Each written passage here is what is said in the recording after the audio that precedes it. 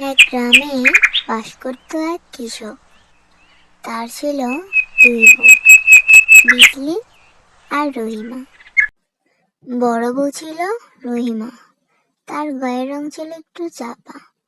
আর ছোট বউ ছিল বিজলি, সে ছিল ভারী সুন্দরী। বড় বউ রহিমার গায়ের রং একটু চাপা হলেও তার মনটা ছিল অনেক ভালো। সে একাই বাড়ির সব কাজ করত, কাউকে কোনো অভিযোগ করতো না, কখনো না।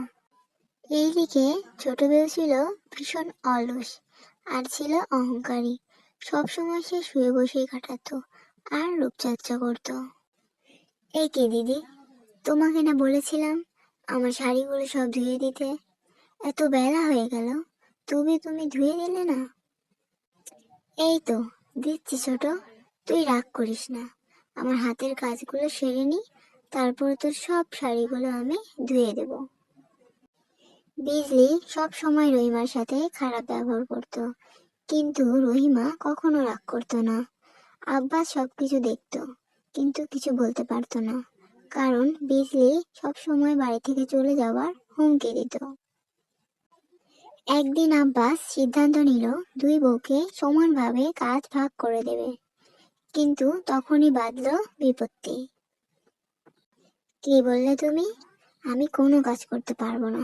আমি কাজ করলে একদিন দিদির মতো বুড়ি হয়ে যাব, তখন তুমি আর আমাকে দেখবে না।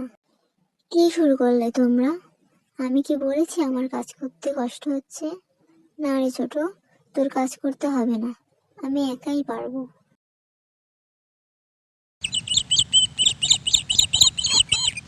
তোমাকে একটা কথা বলবো ভাবছি। আমার কিছু টাকার প্রয়োজন। তোমার গয়নাগুলো কিছুদিনের জন্য দাও, বন্ধক রাখি। বড় ভাই থাকলে তাকে বলতাম। কি বললে তুমি? তুমি আমার থেকে গয়না চাইছো, তাও আবার বন্ধক রাখবে? তুমি একটা লোভী, তোমার সাথে আমি থাকবোই না, চললাম আমি।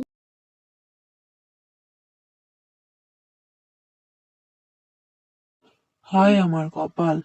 বিজলিকে বিয়ে করে আমি কি ভুলটাই না করেছিলাম, অথচ রহিমাকে আমি কত কষ্টই না দিয়েছি। আমি তোমার সাথে অনেক অন্যায় করেছি রহিমা, আমাকে ক্ষমা করে দাও। তুমি এভাবে বলো না, আমি সব সময় চেয়েছি তুমি ভালো থাকো, তাই আমি তোমার সকল সিদ্ধান্ত মেনে নিয়েছি। আজও তুমি যা বলবে আমি তাই করব। Like, comment, share and press the bell icon. ভালো লাগে অবশ্যই সাবস্ক্রাইব করবেন।